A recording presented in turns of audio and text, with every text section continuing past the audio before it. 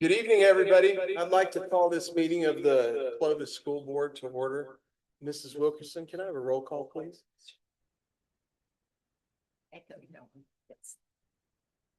Mr. Cordova, President Cordova, Vice President Hamilton, Here. Secretary Martin, Here. Member Osborne, Here. Member Weigel. Here. We have a quorum.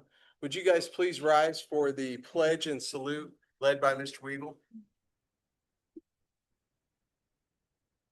I pledge allegiance to the flag of the United States of America, and to the republic for which it stands, one nation, under God, indivisible, with liberty and justice for all.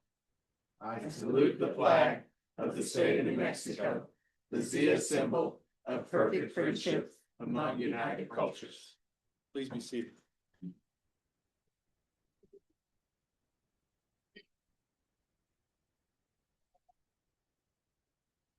Okay. Let's say, I think we have an amendment here, so.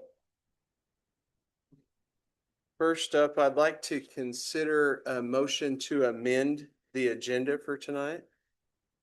Which item? We are gonna amend the athletics update on year-round athletics. We're gonna move it from operational matters to superintendent's report. We're gonna put it under Mrs. Russ's. Is Madam, that correct? yes. Madam Chair, I make I'm not chair, I'm sorry. Mr. Chairman, I make a motion to move the agenda. I'll second that. That's a motion by Mr. Martin and a second by Mr. Weigel. All in favor? Aye. All opposed, same sign. Motion carries. Thank you. So, To approve, I need to make a motion to approve the agenda. The amended it. Now we need to make a motion to approve the amended agenda. I Yeah. make a motion to approve the amended agenda as, A second. That's a motion by Mr. Martin and a second by Mrs. Osborne. All in favor? Aye. Opposed? Motion carries. Good to go? Go. Okay.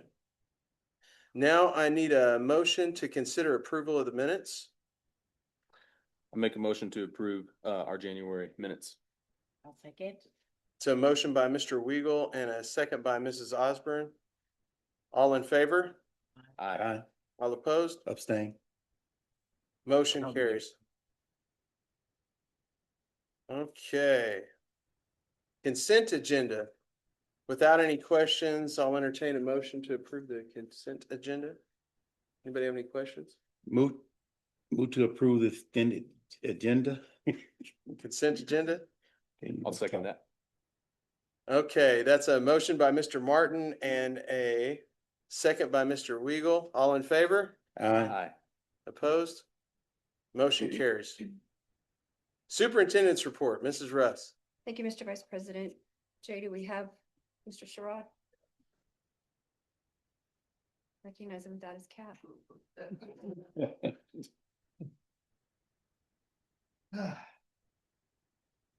Thank you, Mr. Vice President, members of the board, Superintendent Russ. Coach Sherrod's going to be talking to you guys. The reason for the amendment, just to make sure the public is aware, our playoff game tonight, or I should say our district game tonight, starts at 6 o'clock and he's on the bench with the coach. So we need to get him finished and out the door. So thank you for the amendment to the agenda. No problem. We've got a lot going on. We've invested a lot in athletics. I think it's time to update you all on the progress and some of the baseline information that we've accrued over the course of the school year with our kids in middle and high school. So with that, I'll turn it over to Coach Sherrod.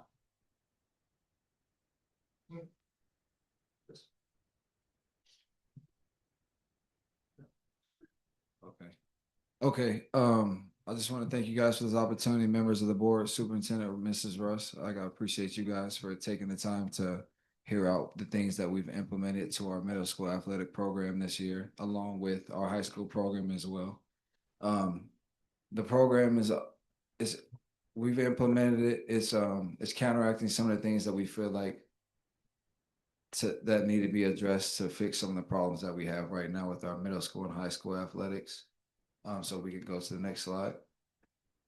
So obviously it starts with the why. The why is right now we've noticed that our athletes are coming underdeveloped. We're not as strong. We're lacking some foundational knowledge at the high school and middle school levels, and I think that's due to a lack of not having any youth programs for the years we've had. We're offsetting that now, obviously, with our youth programs, but that's going to take a little while before we can reap the benefits of that. So there's some things that we're doing right now to kind of offset those things. Obviously, we're inheriting some athletes that, like, the numbers wise, and you'll see as the slideshow goes on, but our numbers are below average across the country. We're below 11-year-old numbers at the 8th grade level, and obviously 8th grader is about 14 years old. So the solution we implemented was a year-round athletic program, because typically at the middle school level, we've had, after they get out of their sport, we just kind of put them back in a regular PE class. There's no development going on in those sports, and as you know, the athletes get better in the off season. You don't get better during the season. In the season, you just kind of try to sustain, and you're not really going to make that many improvements in the course of a year. So what we implemented is we call it our Bigger, Faster, Stronger program, which those are the focuses on strength, speed, and agility and explosiveness. And it's not just a seasonal thing. So it's a whole year round. It's a 10-month program. So when you get out of a sport, you're going into off season, which is focusing on 2 days of lifting and then 2 days of speed and agility. And then we also have a built-in plyometrics day, which is like jumping and those kind of things, calisthenic things like that. Those are they're ran by our coaches, our middle school coaches. We also have some of our coordinators down there, and our TOSA, Todd Morris, is down there as well, obviously being overseen by me and our athletic director, Nick Williams. So I think that's the best way to kind of fix some of our problems is we have to do more. Like, we have to intentionally do more for the lack of that we haven't had for the last couple of years to come. And I think it might have been over 10 years that we haven't had youth athletics in Clovis. So I feel like that this is the quickest adjustment we can make is just to do more, and we have to have more buy-in. And I think with our athletic department and the support of our CMS and on our administrators at central office, like we are seeing a lot of progress in that area. And I think that'll kind of offset some of the lack of foundational knowledge that we have right now and lack of strength and things like that. So a lot of people don't understand why the weight room matters. Is on the eye test, it's just bigger and stronger, but it improves body maintenance and increases durability and injury prevention, and it helps sustain a longer, higher level of performance through the course of a season. Because obviously, from the start to finish of a season, your body starts to break down. The weight room kind of offsets those things. It helps you more durable, especially with us sharing multiple athletes across multiple sports. To the next slide. So obviously many athletes that we have, they compete in multiple sports. So that training that we do is versatile to all the sports. It's not just one sport specific. And in all the sports, you need speed, strength, and like resilience. And all those things help us because we are sharing multiple athletes. We don't just have one sport athletes in Clovis. So we just need to build our kids' bodies up to be able to endure the long year that we have and be able to sustain throughout the seasons to compete at a higher level. So this is an example of our baseline that we have and how we're kind of measuring those growth. If you look, it shows the Yucca boys, 7th and 8th grade, Yucca girls, 7th and 8th grade, along with Gaddis boys, Gaddis girls. So we right now, just because we're not too focused on putting weight on the bar, we're more so focused on building up that strength, because you put weight on the bar too early, their bodies will start breaking down. If you look at the numbers at the bottom of the screen, it shows the national averages, and that's for 11-year-old. Obviously at the 7th and 8th grade level, those kids are 13 and 14 years old. we're way behind the threshold of the numbers that we're supposed to have. So that's how we identify the problems and how we can build those things up. And it's gonna be a process, but I think identifying the problem, and on the eye test, we can obviously make assumptions that we're not strong enough, we're not fast enough, but when we start measuring it, it clearly shows we're 3 years behind the national average of an 11-year-old as we're 14 years old.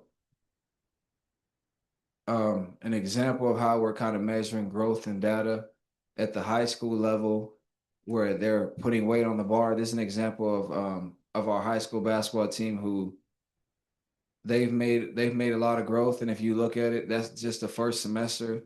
A lot of these individual kids increases are 20 pounds, 5 pounds. Like, we're making substantial leaps. And I think with the system that we have, if we continue to keep this going and build on top of this and continue to stack days on the foundational part, we'll continue to see these numbers increase just like this.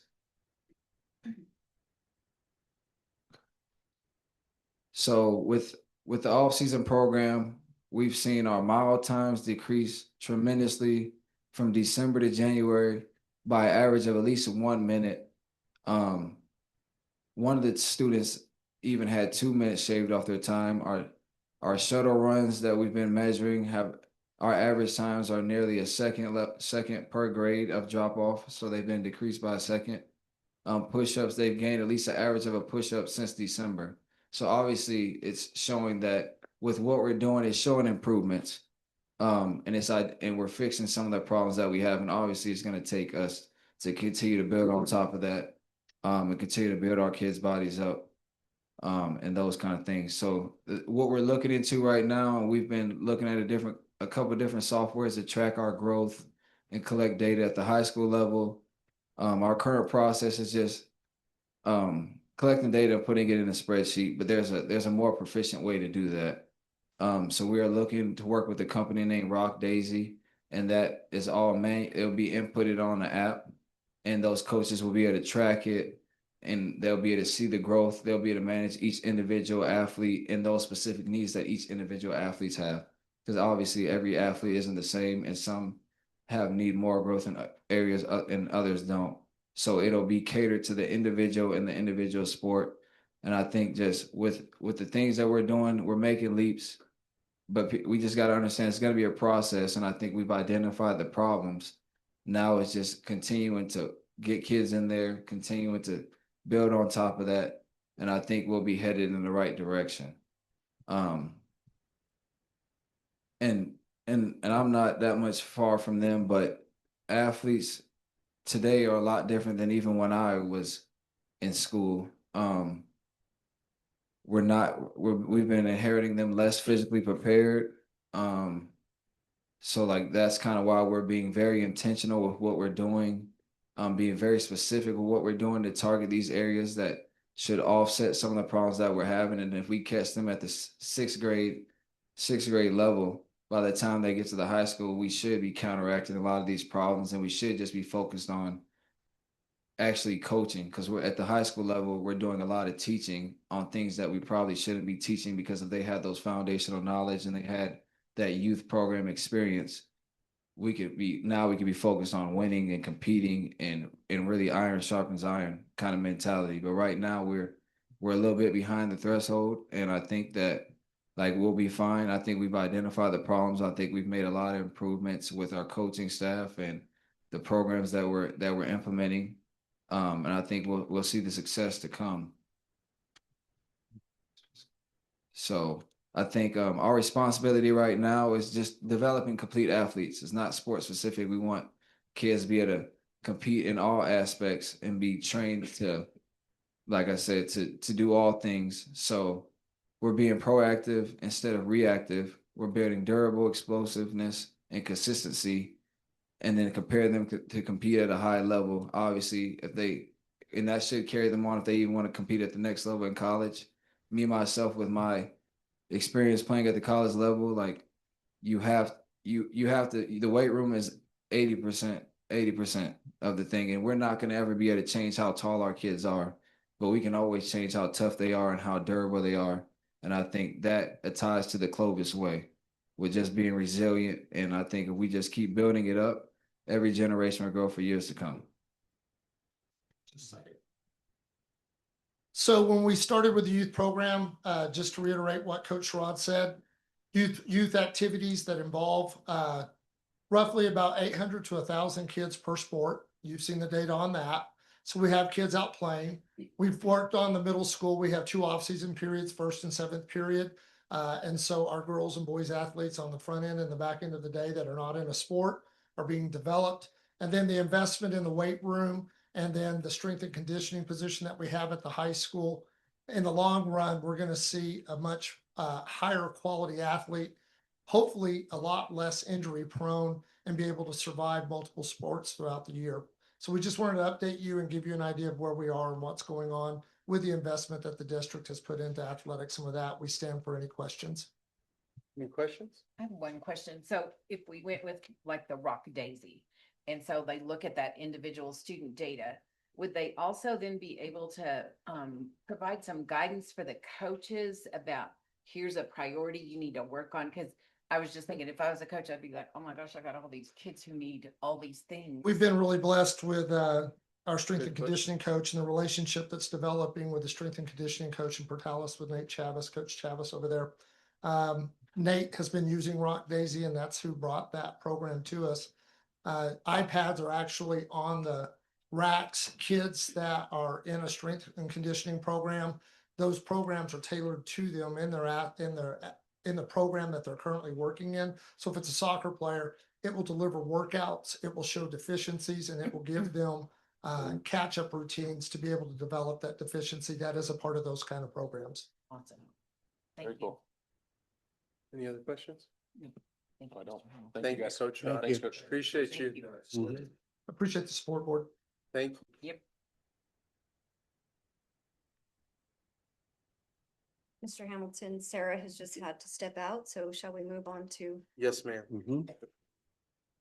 All right, I'd like to invite Michelle Smith up to the podium. She's going to introduce us to our top 2 Amazing Shake. And as she's coming up, she'll probably talk about this, but if you get a chance to go on our Facebook page and look at the debates that those kids had to participate in last week, it was mind-blowing how amazing they really were on the fly with an audience.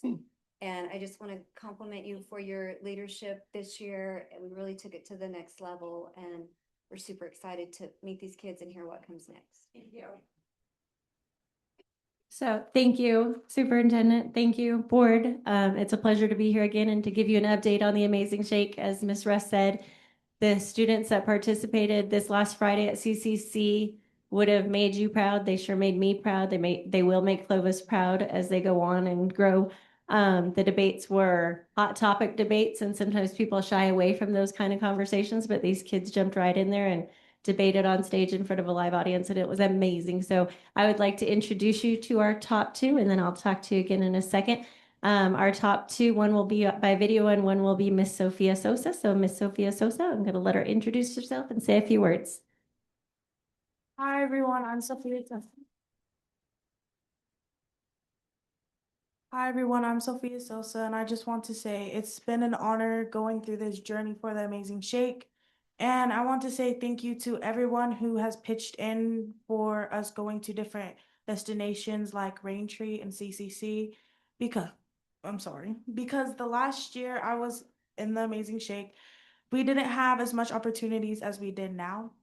And with the journey that I've been through with multiple other kids and with the debate and everything I've been through, it's such an honor to get to stand in front of everybody as I am now. And I want to say thank you to everyone who has pitched in for everything that we do and that we did. Sophia, will you tell them what grade you're in? I'm in 5th grade. Isn't that amazing? Yeah.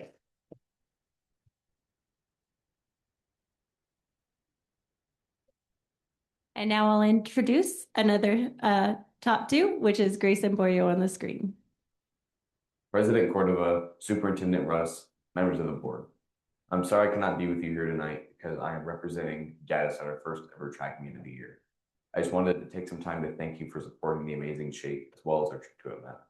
This process has helped me grow as a young man, and I cannot wait to represent Clovis, the global amazing shake. Again, thank you for your support. Wow.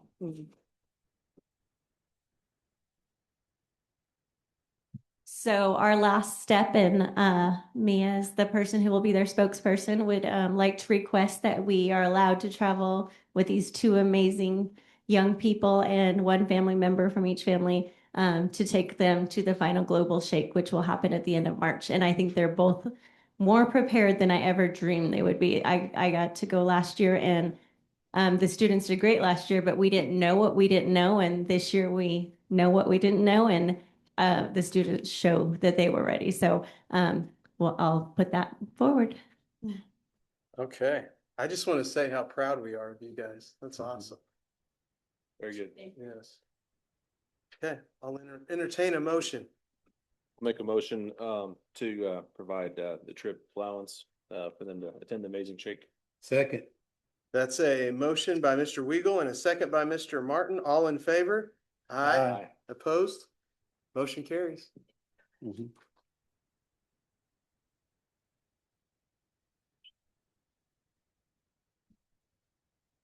Okay, we'll just go ahead and finish with our trip request. The next is a request from the Clovis FFA. And it doesn't fully meet the requirements of needing your approval, but we're bringing it to you anyway. They are traveling out of state, and I thought it would be great to hear from this program. So we'll invite you on up. Evening, everyone. I just want to say thank you for allowing us to come before you and present this. Like Ms. Russ said, it's not an overnight travel, but this is a contest that kind of mimics what we do over here in New Mexico. These are career development events. So these are different contests that our FFA members compete in that build readiness for careers after high school. We were fortunate enough to go and compete at this contest last year. This is put on by West Texas A&M over in Canyon. We competed against about 40 or 50 other Texas teams, and last year we were fortunate enough to win the entire contest. So we little over Clovis, New Mexico came in there and whooped up on all the Texas guys. It was pretty great. So we were just requesting that we were able to go back again this year and go compete again. If y'all have any questions for us, I mean, I'm here to answer them. What are some of the things that you guys will compete in? So the WT contest will compete primarily in the land evaluation and home site evaluation contest. Those are basically what the students do is they go out to a plot of land and they've got different soil textures and some other factors that they evaluate. And from there, they will build a recommendation on this plot of land is either suitable for row crops, how suitable it is it more of a rangeland for cattle grazing, anything like that? That's the land evaluation contest. The home site evaluation contest kind of looks at that more in the lines of, do I want to build my house here? Is it going to be good for septic systems? Is the foundation going to shift over time? So it's building, like I said, those lifelong skills after high school is what they're geared up for. Yep. It's really awesome. Yeah, that's really true. You guys have directions? No, I don't have any questions. Perfect. Thank Appreciate you. y'all. I move to approve the travel. I'll second. That is a motion by Mr. Martin and a second by Mr. Weigel. All in favor? Aye. All opposed? Motion carries. Okay, we have one more trip before you, and this one does require an exception to the policy because typically we don't take overnight trips at the elementary level. But I think when you hear from this group, you may feel like an exception should be granted. And I think they're really going to represent us well. Good evening. I appreciate Vice President Hamilton, the board, Superintendent Russ for letting us talk to you. So I have 4 students here that are 4th and 5th grade from Berry STEAM Academy and their teacher, Ms. Cordova. And we decided, I gave her the challenge that, I said, there's robotics competitions in the state of New Mexico. Why don't we see what we can do? And she said, well, a lot of them are only for middle schools. And I was like, okay, but she said, but they will accept 5th grade.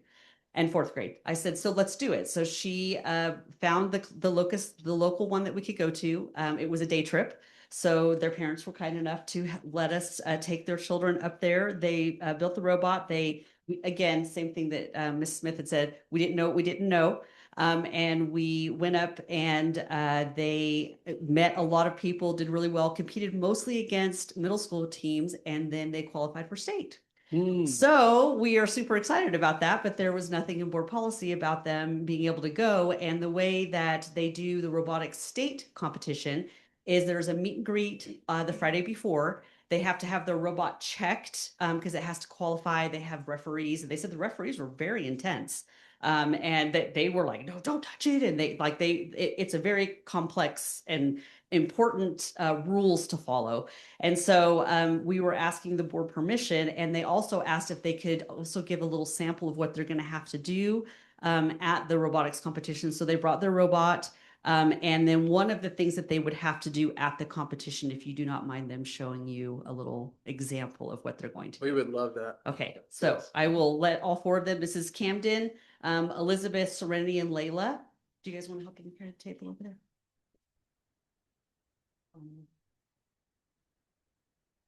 And so there's actually lots of different categories, and they have to work together and they have to work with other teams. I know you probably have seen like Robot Wars and things like that. It's a little different than that.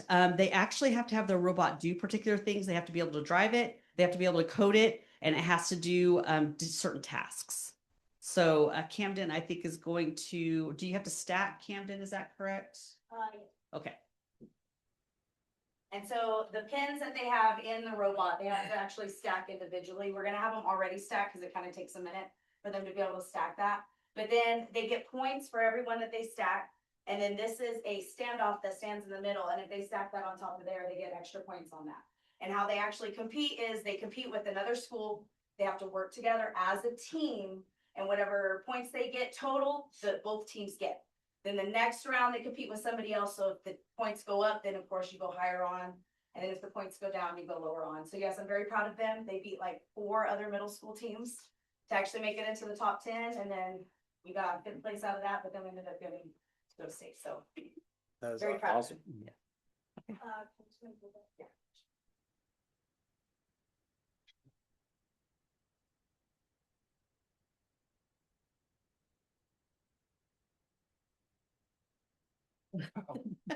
That one's fast too, isn't it? And the area that they have is actually it's big, but they actually have to stay within a certain area. They have to keep hands off the robot, but we didn't want to have to set up the whole arena. They actually have an arena that they have as well.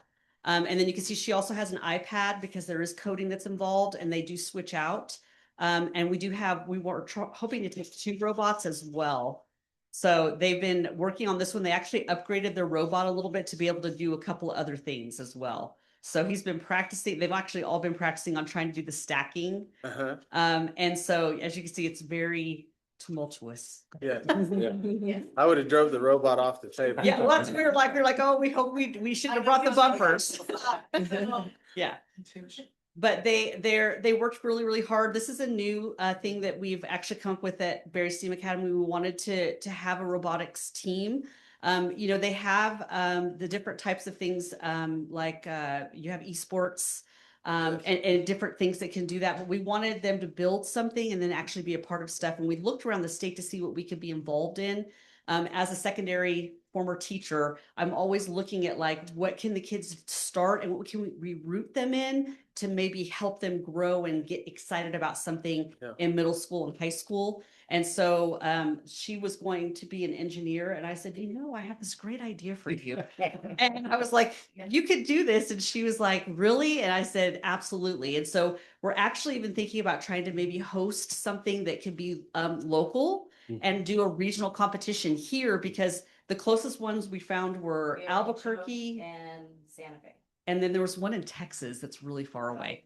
So we were like, well, why don't we try to be maybe more of a hub of those types of things? Because we have the ability to do it. We just need to maybe get our minds around it and think about it a little bit differently. So we're very proud of them.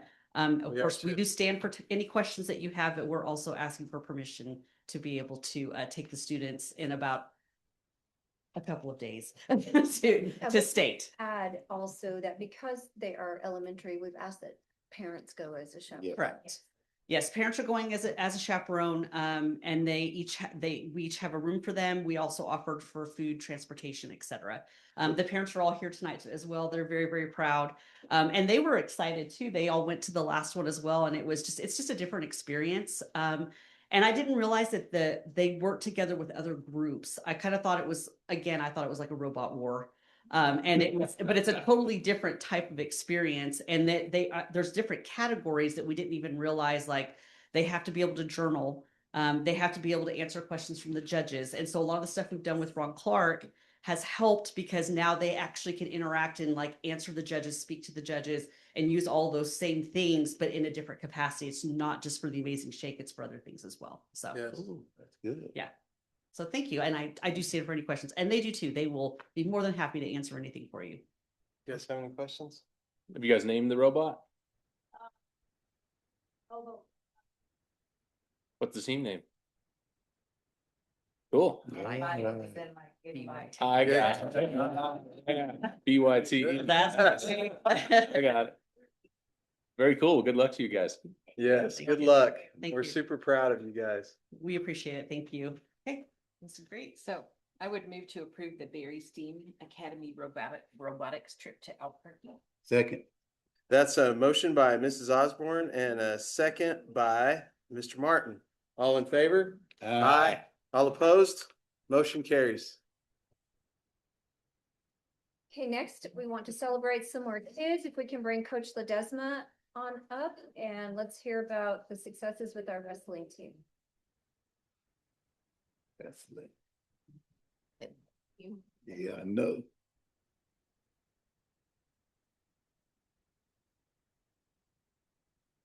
Hello, I'm Elizabeth Ledesma. I'm one of the coaches for the wrestling team, and I have with me Coach Mike. Coach Rudy Ledesma. And so this year we made some history. We were able to qualify 18 wrestlers at state this year. Last year we qualified 9. And so we just wanted to share some numbers. On the girls' side, we qualified, let's see, Jareli Navarrete, Zulady Mendoza, Natalie Mejia, Sine Ward, Guadalupe Guzman, and Jalen San Miguel. So if you ladies could come up.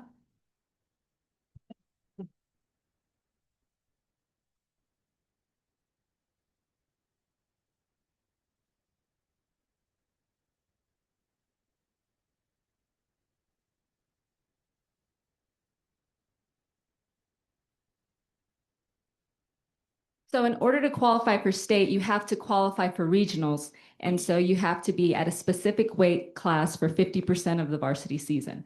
So once they got to regionals, let me look, I'm sorry. Jareli placed 3rd place at regionals.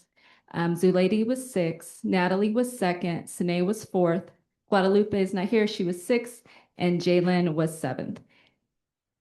And so, thank you. So at our regionals, we had 37 teams and they placed 7th. And so that is the highest that we've ever placed. Yeah. They went on to state this past weekend, and Jareli Navarrete placed 3rd place at state. And Natalie Mejia, who is a freshman, Jareli's a senior. Natalie, she's a freshman and she placed 6th.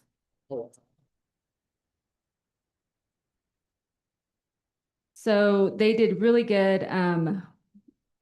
At state, we were able to get 46 points, 9 pins, 11 wins. So that was a big change from the year before. We had placed 34th out of 49, and we had only gotten 5 wins. And Jareli was our first ever wrestler to place at state, boys and girls. Awesome. All right.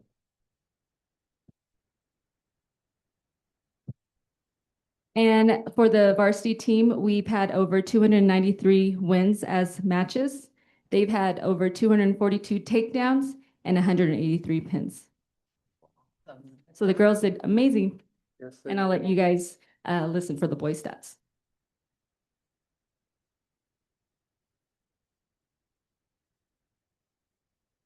All right, so wanted to give you a little background. So we're in our 5th year, and so wanted to kind of talk about how the program has grown. So approximately the first year, we had close to 40 kids. It's grown 25% every year. This year, we had 115 come out. And we still, towards the end of the season, we're still having about 70 that we're still sticking with it the last couple of weeks. So just to understand the growth of this sport, of how it is really just blown up. Booming. Yes. So with our boys, we had 12 qualify for state. Most of them are here, so I'm just going to have them come up and then I'll talk about them. So all the boys, come on up.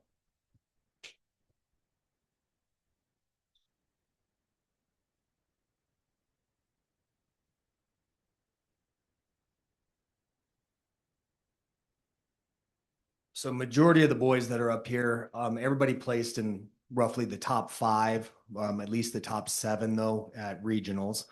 And same thing as Coach Ledesma was saying, for them to qualify and go to state. So we had 12 qualify for state this year, where previous years we only had 6 total. So with the girls, that was a total of 18 that got to go to state this year. So that shows the huge growth of this. The support that we've been receiving has been phenomenal. Thank you. And with that, with the kids being able to practice more, to be able to have off seasons, to be able to do that, you can tell that these guys last year had an off season, and then we were really able to hit the ground running this year, and it's shown on the map this year. Going forward, they touched on it earlier. Strength and conditioning is going to be huge. That's one of the things our kids are lacking is when we get to bigger competition, you can tell those kids for the most part out-muscle us, besides, John Royal here. But so that's one of the things that we're lacking is just the strength and conditioning. And I think most of these guys that are standing up here now realize they need to put a little more time into that, the injury prevention and whatnot. One of the things Coach didn't touch on, we did have some injuries. So like Natalie, we had to medically withdraw her. So she had 2 losses in state that we just could not let her compete anymore. So feel very confident that she would have been top 3 in state if we didn't have to pull her out of the matches. So, and then that happened with one of our other kids. He hurt his knee during warm-ups, and so we had to pull him out of his match as well with the boys. So let's see. So qualifiers went through 12. We ended up 16 out of 27. And points, we scored 27 points. The previous year, we scored 12. The year before that, 11. The year before that, 2. So every year we've gotten better. First year, we qualified 2 kids. Second year, we qualified 4. Third year was 3. Last year, we qualified 6. And then told you how this year with the boys qualified 12. So it's Getting better. Things though, as you realize, we're in a military town. So like we're gonna be rebuilding, but we have some young guys that are coming up. We're losing some of these guys. They're PCSing other places. We have a couple graduating. So we're approximately going to be losing 4 to 5 starters on both boys and girls side. And, that's roughly 50 to 60% of your points throughout the year. But we have some great young talent coming up too. So it should not be too bad there. We're missing some of the boys, but so everybody here, Landon placed the highest that a boy has at regionals, and he got second. But like I said, everybody up here was in the top 7 to qualify, and a bunch of 3rd place finishers up here, a couple 4th place. And am I missing anything else? Oh, all right. So, oh yeah.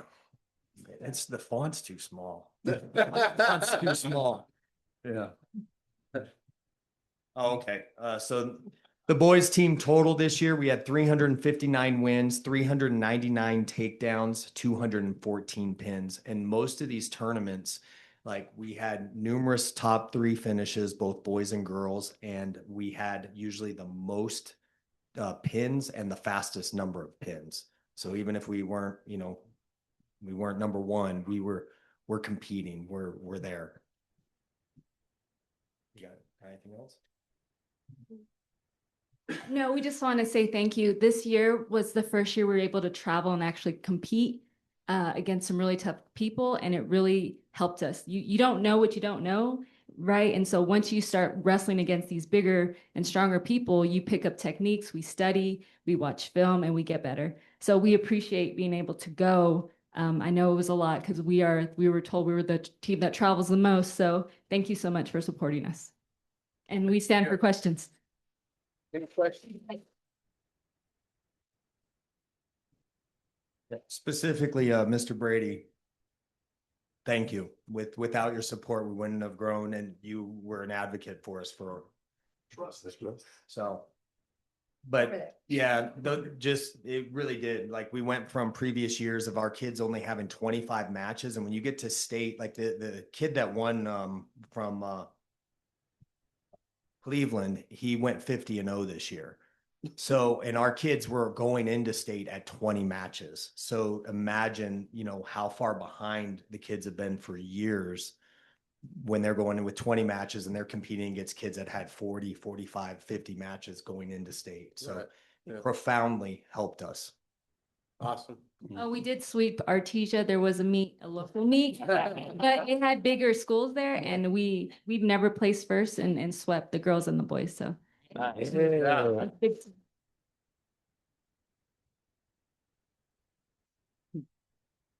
Thank you, guys.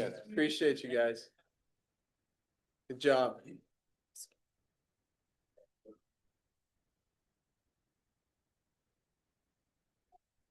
you want to give a rundown? We'll let Mr. Brady give a quick update on swim. We had some great success. I don't know what our breakdown is. Thank you again. Off the cuff, our girls placed second at state this year. I'm going to go ahead and reemphasize for the swim teams. We don't have a diving team. For us to finish in the top three is pretty miraculous when you consider we don't have divers in the sport. So we did have one young lady who won backstroke for the entire state. And so very accomplished as well as being district champs this year. So very proud of what our young ladies have accomplished. And then our young men, our team, we had qualifiers very much like what you saw with wrestling. But as a team, I think we finished in the middle of the pack. I can't give you that exact number, but the swim program is very competitive. I'd like to say that Coach Ford and Coach DeMaio do an excellent job, and he still has $100 bill tacked up in the locker room for anybody that wants to go out and try and compete with the kids in that workout that they do. If you can keep up with them, he'll give you $100. And I've yet to say I would try that. But that, as you can see, I'm not swimming anyway. Anyway, I stand for any questions. Is there a special pool to do diving in, or Well, it just requires the deep end, and we don't have it in this area? no, they took the diving boards out of the aquatic center that we have several years ago. And so I do believe the only diving boards that were available were at the Natatorium in Portales, and I believe they've removed those as well. And so you go to Hobbs, you go to Carlsbad, some of these newer facilities have gone ahead and done that, but the liability insurance on that is quite huge. It's quite substantial. Yeah. Any questions? Any more questions? Thank you. Thank you for the update. Yes. Not bad for off the cuff. Miss Williams, we'll tell you happy birthday. Happy birthday. Stepping out, but I swear it was extremely important. Get focused on this. So we've come up with our dates now. So we're really excited. Our STEM days are going to be 29 and 30 April. So I sent the email out to superintendents this week just to go ahead and have classes start signing up. They only have to attend one day. It's going to be the same thing both days. Last year we got 1,250 kids through in 4 different school districts. So we're hoping to have the same, if not more. Great opportunity. We're also taking signups from businesses and other places in the community. So last year I think we had 45 stations for STEM. So we're hoping we'll get a little bit more. And then we're going to take our STEM day and we're just going to photocopy and add it to our air show, which is June 6th.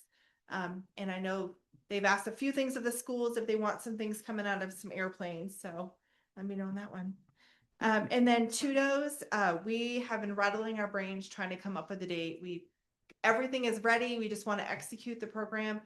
So I was approved to May 30th. I know is after school year ends. And we're hoping teachers will sign up and maybe they'll not take their vacations until after. So we're hoping we have about 100 slots for educators out of all 9 different districts to go. So just get the word out, share. If there's something that even if the air show, if the district wants to jump in and do something for the air show piece, let me know. I can always add a station. I mean, Berry STEAM Academy robotics would be really neat to add as well. But we're here to support you guys however we can. Unless you have any questions for me. Thank you. Okay. Thank you. We do have a representative from the high school here to give you an update as well.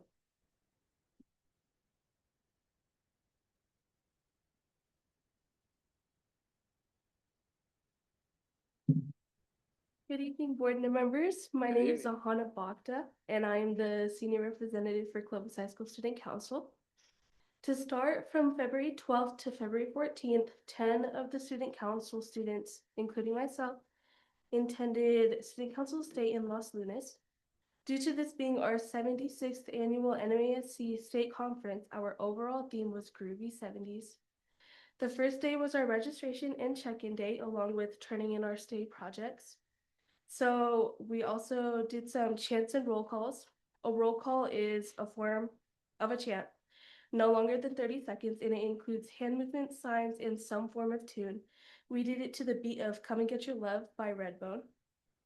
The next day was a hearing of candidates for the 26-27 NMASC officers. We then broke off into our group workshops and individual workshops. The workshops are a way to bring ideas and different activities into our schools. For example, one of the group workshops was an Oreo eating challenge. The kids stood in a line, sat in a chair, put an Oreo on their forehead and tried to eat it without using their hands.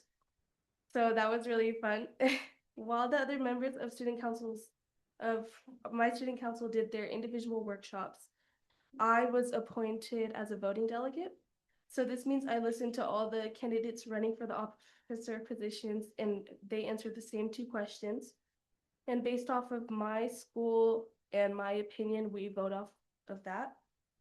Later that night was our big banquet. They spoke about the other school advisors, and later on we had a big party. The last day, which was Valentine's Day, consisted of awards and keynote speakers. We won 2nd place school spirit delegate choice, 3rd place school spirit judges choice, and we won the Platinum Award for Student Council of the Year. Platinum is an award we receive when we get gold 3 years in a row, and this is our 2nd year winning platinum. This is the plaque. It's not very special because special. Our first year platinum is always the biggest award. It has a little turquoise stone in it and everything. This one is just like, but It's what it represents. Yeah. yeah. And there's little holes, so I'm guessing they're gonna give us pins for every other year. And that's it. Very cool. Good. job. Good job. Yeah. Just keep racking up the wins. Yep. This is my last item. Okay, next we have academic services with Mrs. Nigerville. Good evening, Vice President Hamilton, members of the board, and Superintendent Russ. This evening, I have Mrs. Laura Adkins attending virtually to share with you the outcome of our recent technical assistance and focused monitoring review. Ms. Adkins? Yes. Good evening, Board of Education and Superintendent Russ.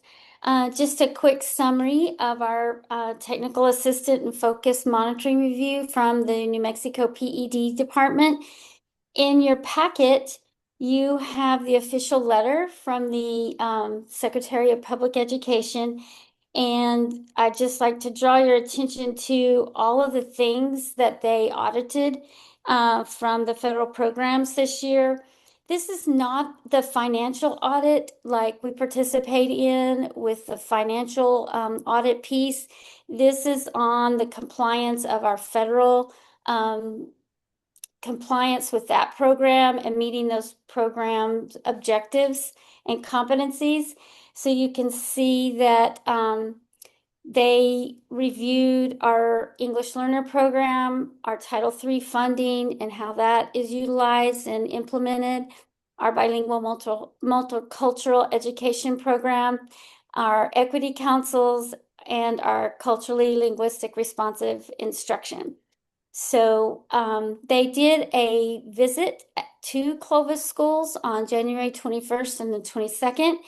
And when they were here, they meaning the New Mexico Public Education Department, they did a virtual leadership interview it was approximately 4 hours, and we had to cover an array of different topics and give artifacts to our compliance to certain items that they had selected. And we put together a team of people that consisted of teachers, principals, district leaders, equity council members, for them to share and give evidence to the competencies that they were checking for the visit. They also did on-site classroom observations, and they selected 2 schools. They selected La Casita and Clovis High School to do the observations. They reviewed 40 English learner CUME files and 15 bilingual education student files. And just for your information, as a reference, Clovis currently has 1,109 English learner students, K through 12, and we have 420 students in our bilingual program, K through 12. So focusing on the strengths is our leadership team clearly articulated the L identification process and all of our program implementation. And this committee that we selected, by the end of the presentation, the PED committee just stated that it was very thorough, very complete, and very impressive. And so I hadn't experienced this type of audit before, so that was a great feeling to have that communicated to us right there on the spot. And then after they did their instructional walkthroughs at Clovis High School in La Casita, the team stated, this was one of the best English language development instruction that we have seen across the state. It is clear that your district is implementing the structures presented in our virtual meeting. So again, we had a good validation there that instruction was strong and supported our students. And because of that review and presentation, they canceled the second day technical assistance session, stating that it was not necessary. So that is also a good indication that we felt like the audit was going well. And I credit this to the preparation that the committee and the team made, the team in my department and how hard they worked at making sure the artifacts are relevant and easy to access, and the collaboration that we had with the district leaders and everybody in our district. When the audit was over, we did have 2 findings that is like a procedural finding. And one of the findings, they want a list of the staff that's going to be required to take the English Learner Identification course. Currently, we have the district staff in Language and Culture Department take that course every year, the English Learner Screeners for the district, and school site registrars. We have their certificates on file, and for some reason, we didn't present that. We presented the numbers that had taken the course, but we didn't give them the details. And so to meet this finding, we have to submit that required documentation by March 10th. The second finding is also a procedural finding, and it relates to our bilingual multicultural education program parent letters. We have always given the Avant assessment, and that is a state required test for students that are in the bilingual program. and it measures by literacy in speaking, reading, writing, and listening in both Spanish and English. And so we've administered that test. It's usually done late fall or early spring. And we've always shared the parent report that we get of their children's results, but we've never put it in a formal letter, and we've never put those scores in a letter and consistently placed that letter in the CUME file. So we've used a hybrid system in our department to post the CUME information partly digitally in Skyward and then part in the paper CUME file. And so we'll make sure it's in both formats until we can convert maybe totally to a digital CUME file. But we will work on developing that parent letter template that's based on the state's recommendation. And then moving forward, we will send those letters out annually with the student report and not just give the parents the report on their own. We'll also place a copy of that letter in the parents' CUME files. The letter made some recommendations in some of the other areas. They wanted us to continue leveraging the Title III funding. We were very strategic with our Title III funding because that is a grant that I don't have carryover limitations on. And so during COVID, when we had a lot of the ARP and the CARES money, we did not spend down our Title III fund strategically, knowing that we wanted to get a English learner instructional coach for our teachers to give that automatic feedback on their instruction and their strategies, and to give them additional professional development to help our English learner instruction. So we strategically kind of built that fund up because the instructional coach's salary and benefits consumes more than the grant that we get annually. So that would give us about a 5-year commitment to an instructional coach before those funds kind of zero out. So that's why that fund looks a little high at certain points of the year. They also recommended that we participate in Equity Council collaboration. I attend those state meetings all that I can, but just like tomorrow, we have a meeting and I have 2 meetings at the same time. And so I have to pick and choose. So sometimes I don't always go to all of those meetings, but we will continue to participate and meet those requirements based on the Yazzie Martinez lawsuits. We also were recommended that we continue to give professional development on culturally responsive instruction and PD to our staff. So there's a Canvas course that they're recommending. We prefer to address that embedded in our culture or embed those culturally responsive instructional strategies in the other trainings that we're doing through teachers, leaders, through our instructional coach. I just think that in the moment training has a bigger impact than taking a 6-hour course on Canvas and getting a badge. So that's how we address that. These are all growth-oriented recommendations and they're not findings.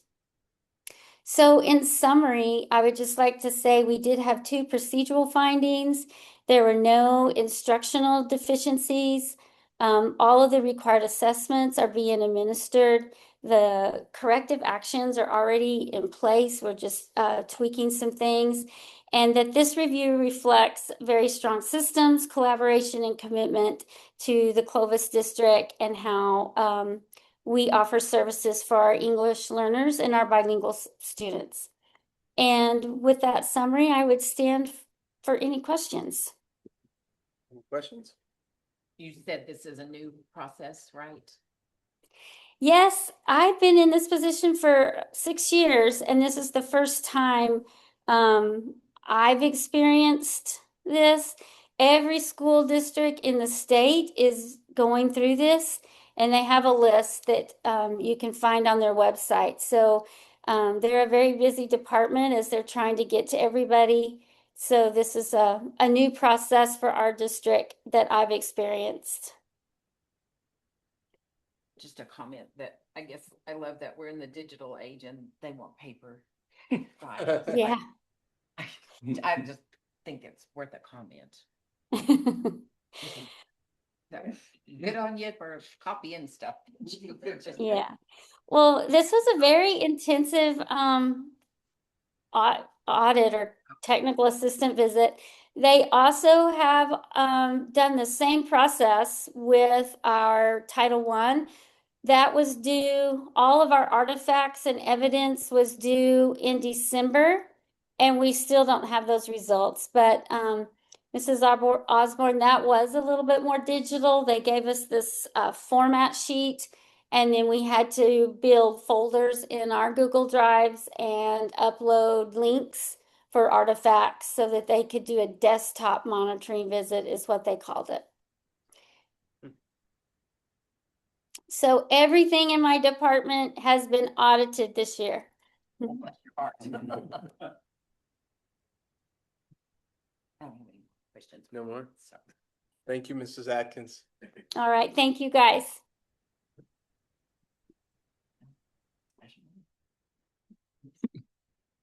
Mr. Strickland, sir. Vice President Hamilton, members of the board, Superintendent Russ, we have our employee services report. I just wanted to point out a couple of things for almost being in March. We're in really good shape. Total of 51 open positions. We've already looked at roll-up numbers for next year, and these 7 elementary positions, I believe that we're going to be able through roll-up numbers to absorb 6 of those. So we're sitting really good, but I stand for any questions on those reports. Any questions? Thank you and your team for all the work you've done to fill those. It's awesome. You bet. We also have Mr. Borio here to discuss the 26-27 draft instructional calendars. Thank you, sir. Thank you.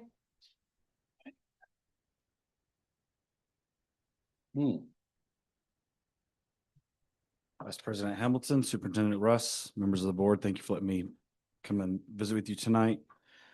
Just wanted to highlight that we've put out a few drafts for next year's instructional calendar that we're currently collecting feedback from our staff on. So we just wanted to let you see kind of how that's looking right now and what the plans will be for next year. The important thing is coming out of this last legislative session, there weren't any major changes to the requirements for the number of hours of instruction or the days of instruction. And so it's allowing us to go ahead and move forward with a good plan, knowing that really the only stipulation that we have to stick to going into next year is that we cannot reduce the number of hours of instruction. So knowing that, we went ahead and built 3 different drafts.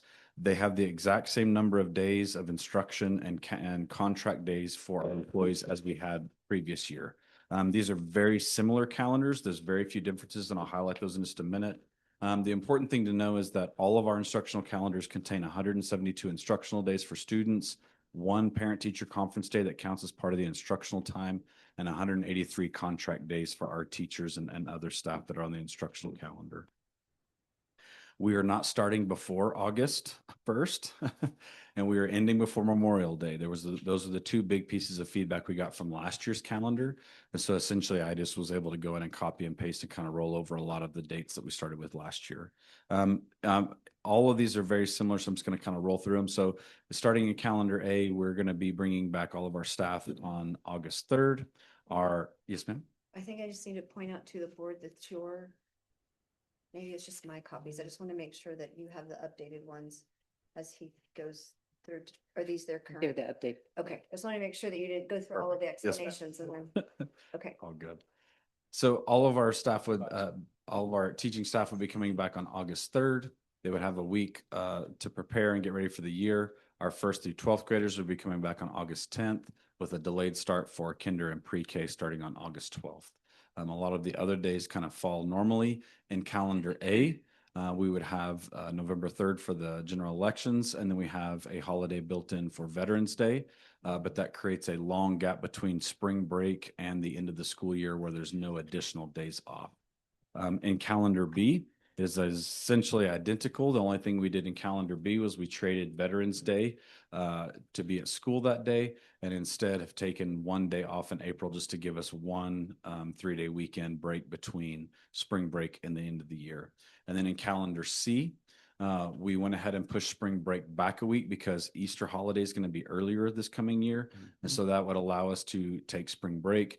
Good Friday would be part of that spring break. And then we would give everybody else the Monday off after spring break, which would extend spring break by an extra day. And then again, the holiday, just an extra day off in April. The other thing I'd like to highlight is this allows us to finish the school year with students on at the end of May.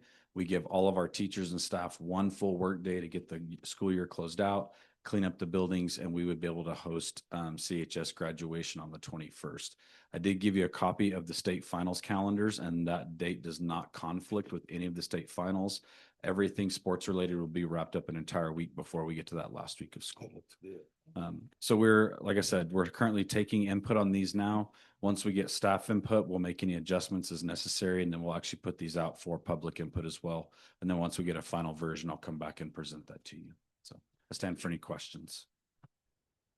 Looks like you guys put a lot of thought into They this. sure did. Yeah. They look reasonable. Yes. Like you're giving people time Options. to take a breath and Yes, ma'am. We're doing, kids and. we're doing our best. Yeah. A full week yeah. at Thanksgiving, a full 2 weeks at Christmas, and Yeah. doing the best we can. I would like to take just a second to talk a minute about the Amazing Shake. I just want to tell you a story that my son came home and told me that I think you need to hear, and I think it's the value of the Amazing Shake. They picked all those kids up at lunch, drove them to CCC. They're all nervous. They all know they're about to compete against each other. Those kids had about an hour to spend with each other that day in between all the contests and getting ready. And my kid, who was fortunate enough to be one of the winners, came home, and of course we celebrated and had a great day. But as he was processing the day, one of the things that he said to me that I think is so important, he said, "Dad," he goes, "that was a great group of kids." He goes, "I think I could be really good friends with anybody in that group." And that is the value of the Amazing Shake, is we're teaching these kids the skills it takes to walk into a room with a group of people they don't know and make real connections and actually get to know people. And in 1 hour, he felt like he knew enough about those kids and had enough of a connection with them that he walked away and felt like they could be friends, even though they were showing up to compete against each other. Yeah. And to me, that speaks volumes. And I'm very proud of my kid, but I'm really proud of this district for stepping up and doing something to help kids learn to be better adults. And I think that speaks volumes. So thank you, Mrs. Russ, for all that you've done, and all of our school leadership, Shelley Smith, for what they're doing. And thank you for approving that trip. It means a lot to me as a dad. Thank you for sharing that story. Yeah, absolutely. Yes, Congratulations to thank you. Okay. Financial matters, Mrs. Nieto.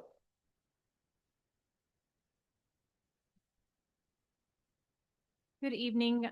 First of all, I don't feel like it's very fair to have to come up after that heartwarming story, but I'm going to do my best. Good evening, Vice President Hamilton, members of the board, Superintendent Russ. Tonight, I'm presenting the second quarter cash report that ended December 31st, 2025. So I want to let you know that our overall cash position currently is at 42.6 million. And that's among all of our funds. We have total revenues of 64.5 and total expenditures of 68.7.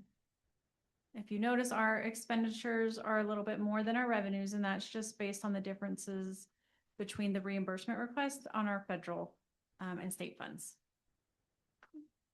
Our operational fund remains stable and continues to support the temporary cash flows that we need for the reimbursable accounts.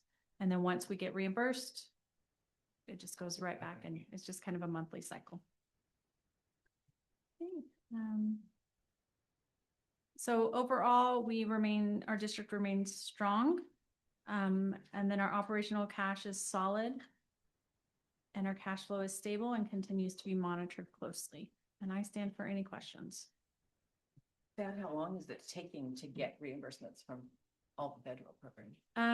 This month was a little slower, I think, because of the legislation, and they're just behind, but it's been fairly quickly It, to me, when I'm looking at them, it's less than a month sometimes on some of those. And we've tried to be strategic in making sure that we aren't lacking any materials and we're following up before we even submit that so that they just have everything they need to review and don't have any follow-up questions. And so is there gonna be an adjustment to the unit value soon, or is that next year's? Yeah, so we should be hearing something hopefully Friday, the latest on Monday. They do have a deadline to get the unit value out to us. We have heard that it's going to be a little bit of an increase, but just very minimal, but it's not decreasing. They stressed that last week when I was at Winter Conference. That was a lot of the maneuvering that was happening in the legislative session. There was pretty deep concern. I copied you all on that correspondence. We were looking at somewhere around $500,000 decrease had the one bill not passed. So that worked out in our favor, especially in light of all that's gone on here in the last month. Yes. Any other questions? Thank you. Thank you, ma'am. Okay, open forum. Any cards? Yes, sir. I have one speaker registration card. Bill Taylor speaking on bond issue vote.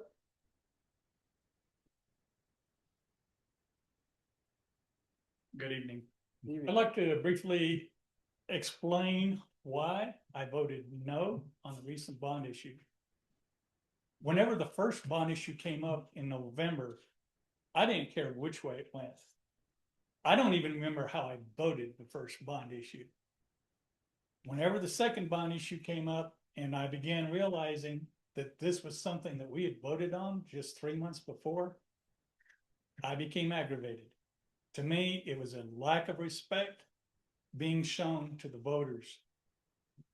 And I'm not saying that y'all don't have valid reasons for the use of the money or anything else like that.